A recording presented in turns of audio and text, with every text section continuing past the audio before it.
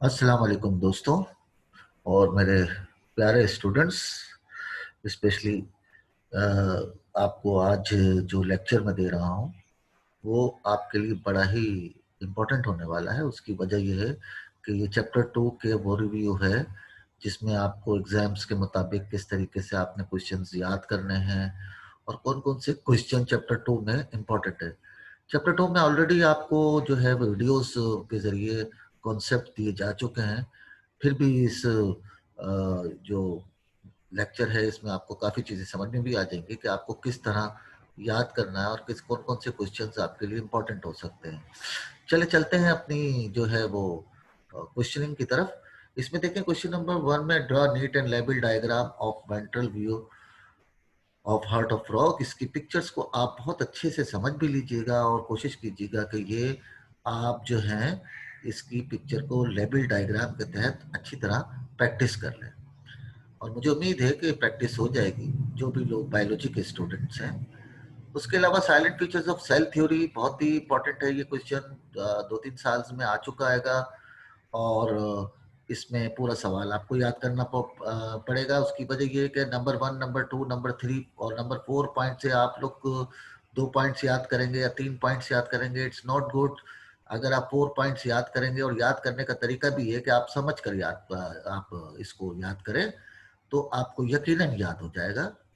जैसे अगर पॉइंट 1 है, all living organism are compose of one or more cell. ठीक हो गया। ये आपको समझाया भी जा चुका है। The cell is the smallest basic structure and functional unit of all living organism.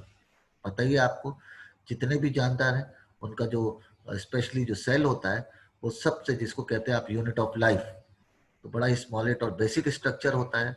तो इस तरह क्योंकि वीडियो में आपको काफ़ी हद तक समझाया जा चुका है इसलिए मैं ज़्यादा डिटेल में नहीं जाऊँगा।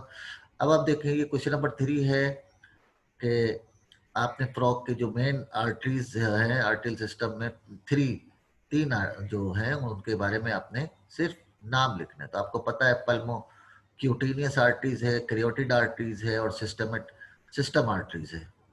फिर three three difference between light microscope and electronic microscope. इसमें आपको 3 सवाल इस तरह याद हो जाएंगे। लाइक अगर आपको सिर्फ लाइट माइक्रोस्कोप का सवाल आ गया कि कुछ आप लाइट माइक्रोस्कोप के बारे में डिफाइन करें तो ये आप सवाल लिख दीजिएगा।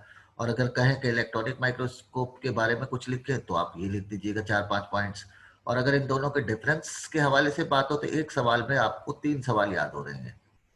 तो इस तरह ये आप इसको भी याद कर लीजिएगा। फिर है difference between arteries and veins. देखें डिफरेंस में फिर मैं आपको बोल रहा हूँ कि आपको 3 सवाल याद होंगे। अगर आर्टरीज के बारे में आएगा तो आप आर्टरीज के बारे में ये 5 पॉइंट लिख सकते हैं। अगर वेन्स के बारे में आया तो वैन के बारे में ये 5 पॉइंट्स लिख सकते हैं। तो आपका ये दो सवाल हो गए। और अगर दोनों में फर्क बताएं तो इस तरह करके आप लिख सकते हैं कि आर्टरीज क्या होती हैं और वेन्स क्या होती हैं।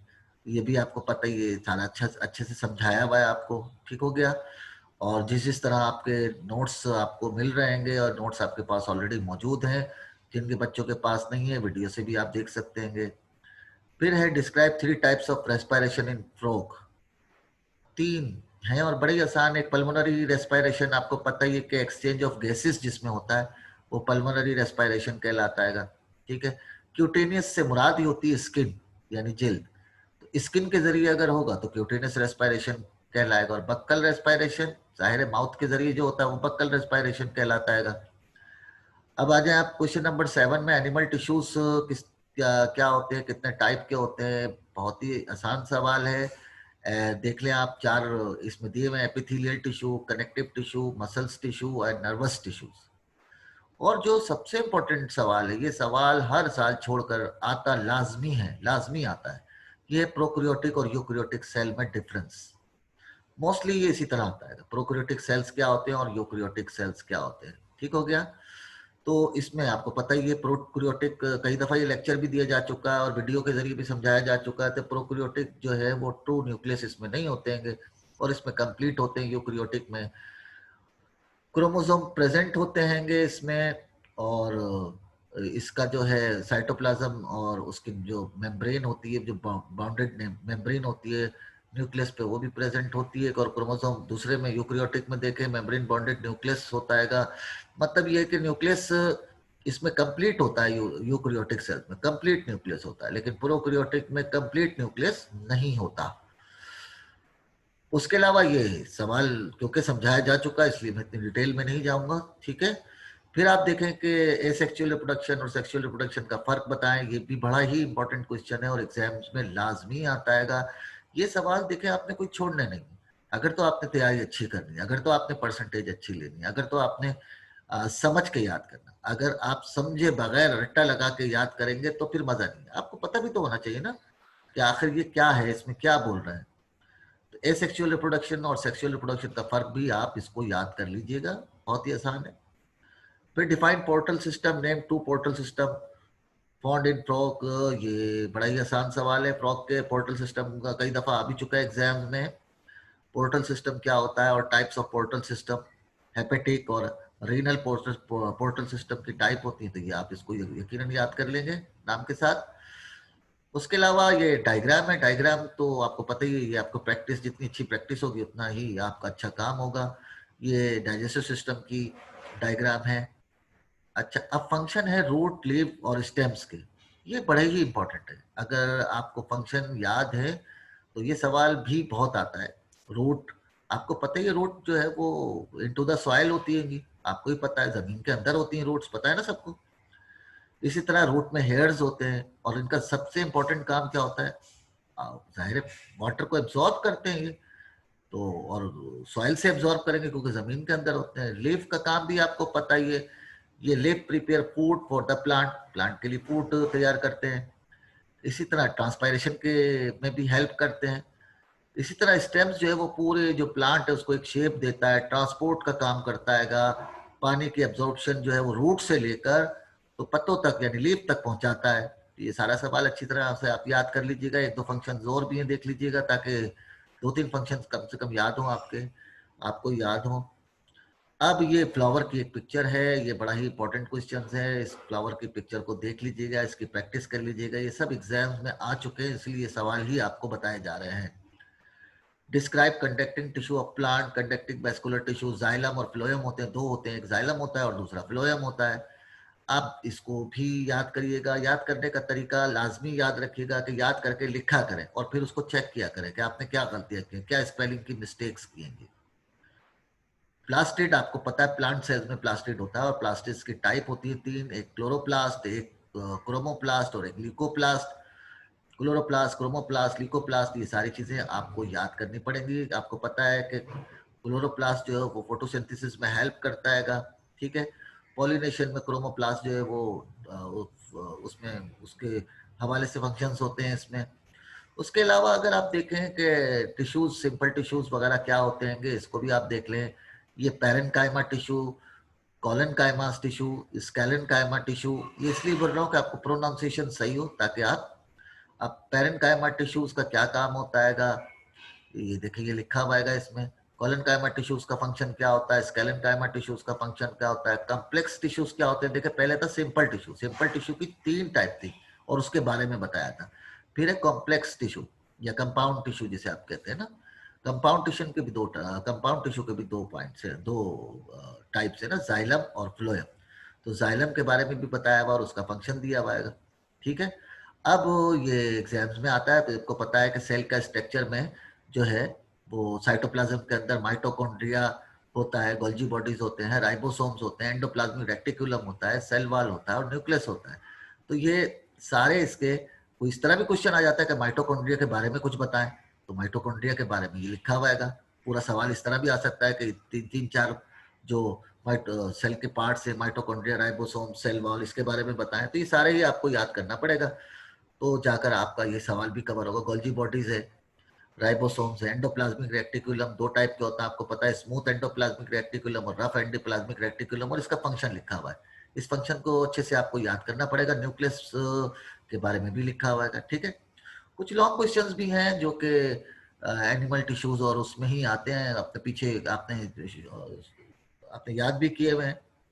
लेकिन ये कि ये क्योंकि एनिमल टिश्यूज के बारे में, इसकी टाइप क्या होती है, एपिथेलियल टिश्यू होता है, कनेक्टिव टिश्यूज होते हैं, मस्कुलर टिश्यूज होते हैं, नर्वस टिश्यूज होते हैं। एपिथेलियल टिश्यूज और उसका फंक्शन के बारे में भी बताया, कनेक्टिव टिश्यूज के बारे में भी बताया हुआ है। तो ये मैं इसलिए रिव्यू दे रहा हूँ कि आपको, क्योंकि पीछे ये लेक्चर्स दिए जा चुके हैं, कि आपको पता हो कि हाँ ये वाले क्वेश्चन हमने याद करने हैं लाजमी। ठीक हो गया। तो ये आपके दूसरे चैप्टर का काफी हद तक हो रहा है चीजें। अब ये डायग्राम है रेस्पिरेटरी सिस्टम, पीछे भी डायग्राम्स थे, ये डायग्राम बड़े इंपॉर्टेंट है ना। और आई की, फ्रॉग ऑफ आई की कई दफा आ चुकी है फ्रॉग, ये लेबल्ड करनी होती है, इसकी प्रैक्टिस आप लोग लाजमी करें। बोर्ड में सिर्फ खाली तस्वीर नहीं बनानी होती, इसमें लेबलिंग भी करनी होती है कि इसमें क्या है और क्या नहीं है। उसके अलावा आर्टियल सिस्टम ऑफ फ्रॉग है। ठीक हो गया। पोर्टल सिस्टम पीछे भी दिया हुआ था, उसमें सिर्फ नाम दिए हुए थे, आपको याद होगा, उसमें सिर्फ नाम लिखा हुआ था, हेपेटिक पोर्टल सिस्टम और रीनल पोर्टल सिस्टम। अब इसके बारे में भी बताया हुआ, क्योंकि लॉन्ग क्वेश्चन में आ सकता है और आया भी है। ये हेपेटिक पोर्टल सिस्टम, अगर आपने डेफिनेशन पीछे याद की होगी तो सिर्फ आपको इसके बारे में हो गया। मैं तो ये कहूंगा कि इसका पूरा सवाल याद कर लें तो शॉर्ट क्वेश्चन ऑलरेडी याद हो जाएगा आपको। ठीक हो गया। माइटोसिस और उसके बारे में आपने फेसिस के बारे में बताना है, तो माइटोसिस की पिक्चर्स के जरिए, बहुत अच्छी वीडियो के जरिए हमने बताया हुआ था आपको। इसमें 4 फेज होते हैं, प्रोफेज, मेटाफेज, एनाफेज। बस माइटोसिस और मियोसिस में फर्क याद रखिएगा। माइटोसिस में क्या होता है, एक डॉटर सेल से 2 डॉटर सेल बनते हैं, इसको माइटोसिस कहते हैं। और एक डॉटर सेल से अगर 4 डॉटर सेल बने तो वो मियोसिस होता है। फर्क ध्यान में रखिएगा, माइटोसिस और मियोसिस। माइटोसिस में 1 से 2 डॉटर सेल बनते हैं और मियोसिस में 1 से 4 बनते हैं। ठीक है। ये उसके फेस के बारे में है, और उसकी पिक्चर अगर आप देखेंगे तो आपको वैसे भी समझ में आ जाएगा। ठीक है। अच्छा, ये जो क्वेश्चन है ये बड़ा ही इंपॉर्टेंट है, ये वाला। Describe different part of brassica, right the function, draw diagram. ये क्वेश्चन नंबर 6 जिसके बारे में मैं बात कर रहा हूँ, कैलेक्स, करोला, एंड्रोशियम और गाइनेशियम, ये पार्ट है, फ्लावर के पार्ट है। ये इतना इंपॉर्टेंट क्वेश्चन है कि इसको आपको याद करना ही पड़ेगा। लॉन्ग क्वेश्चन में भी आ सकता है और आता ही लॉन्ग क्वेश्चन में। Calyx, Corolla, androecium, gynoecium. तो आप छोटी मोटी अगर कोई स्पेलिंग मिस्टेक से तो आप देख लीजिएगा, लेकिन ऑलमोस्ट कवर हुआ है। तो कैलेक्स है, कैलेक्स क्या होता है, कैलेक्स जो है वो उसका आउटर पार्ट होता है, यानी सबसे ऊपर वाला पार्ट होता है। करोला जो है वो सेकंड पार्ट होता है। ठीक है ना। और एंड्रोशियम जो है उसका थर्ड पार्ट होता है, और गाइनेशियम जो है वो इसका आखिरी यानी इनर पार्ट होता है। जैसे कैलेक्स सबसे ऊपर वाला पार्ट होता है ना, कैलेक्स आउटर पार्ट होता है जो प्रोटेक्ट करता है ना, इसी तरह जो है वो गाइनेशियम जो है वो इसका सबसे नीचे वाला पार्ट होता है। ठीक हो गया। अच्छा, अब इसमें भी टाइप्स है ना, जैसे एंड्रोशियम, अगर आप देख रहे थे एंड्रोशियम, तो इसमें टाइप्स थी, एंथर, फिलामेंट, ये याद करने पड़ेंगे आपको, इसकी पिक्चर भी पीछे दी हुई है ना। गाइनोशियम के पार्ट होते हैं। ठीक है। Stigma, style, ovary. अच्छा, ये माइटोसिस की थोड़ी सी तारीफ लिखी हुई है, इसको आप याद करेंगे। तारीफ इसलिए लिखी हुई है कि डेफिनेशन आ जाती तो हमने याद डेफिनेशन दी हुई है। 2 डेफिनेशन है, कोई भी एक याद कर लें आप। डाइजेशन, डाइजेशन की भी, the process by which complicated food particle change into the simple form by action of enzyme is called digestion. यानी फूड को, नॉन डिफ्यूजिबल फूड को जिसे हम खाते हैं ना, उसको बिल्कुल पानी की सूरत में डाइजेस्ट, पानी की सूरत में लाकर जो हमारे जिस्म में शामिल हो जाती है वो डाइजेशन कहलाती है। कोई भी फूड खाते हैं तो सबसे पहले तो डाइजेशन होती है ना उसकी, तो ये डाइजेशन कहलाती है। तो कोई भी आप दोनों डेफिनेशन में से कोई भी एक याद कर लें, जरूरी नहीं, जो आपको समझ में आए वो याद कर लीजिए आप। ठीक है। तो ये आपका जो है पहला रिव्यू हो गया है। उम्मीद है आपको समझ में आएगा और इंशाल्लाह आप इन सवालों को बहुत ही अच्छे तरीके से याद कर लेंगे। तो ये ज़रूरी है कि आप इसको याद करें, और इंशाल्लाह मुझे उम्मीद है ये वाला लेक्चर छोटा सा है, क्योंकि वीडियोस जारी कर चुका हूँ मैं, इसलिए आपको पता ही होगा यकीनन। पिक्चर्स अच्छे से देख लीजिएगा तो आपको पता चल जाएगा। तो थैंक यू वेरी मच, बहुत बहुत शुक्रिया आप लोगों का।